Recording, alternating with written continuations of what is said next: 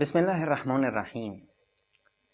نیکان و پارسایان چنین سفارش می‌کردند که کسی که بین خود و خدایش رو درست کنه، رابطه بین خود و خداش رو درست کنه، خداوند رابطه اون و بندگان رو درست خواهد کرد. اگه کسی در خلوتش، در تنهاییاش قلبش رو پاک کنه، صالح و نیکوکار باشه، خداوند در بین مردم سیمای اون رو زیبا میکنه و اونو پیش مردم عزیز میکنه. کسی که چشمش به آخرتش دوخته باشه، همیشه در فکر آخرتش باشه، خداوند اون رو هم دنیاشو خوب میکنه و هم آخرتشو.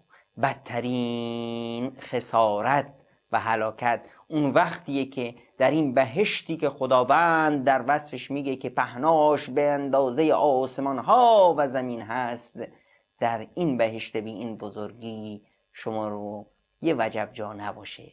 چقدر بده، چقدر بده که از این بهشت بی این پهناوری نتونیم یه وجب جا برای خودمون کسب کنیم.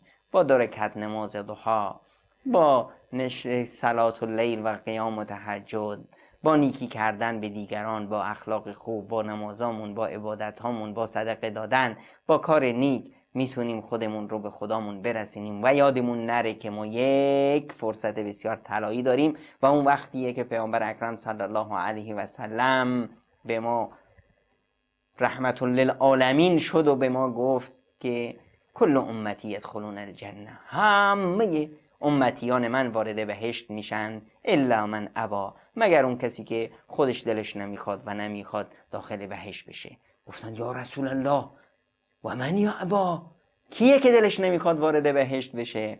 فرمودن که من اطاعنی دخل الجنه و من عصانی فقط ابا، کسی که از من پیروی کرد وارد بهشت شد و کسی که از من پیروی نکرد در واقع خودش نخواست که داخل بهشت بشه، سرپیچی کرد و از بهشت خودش رو دور کرد.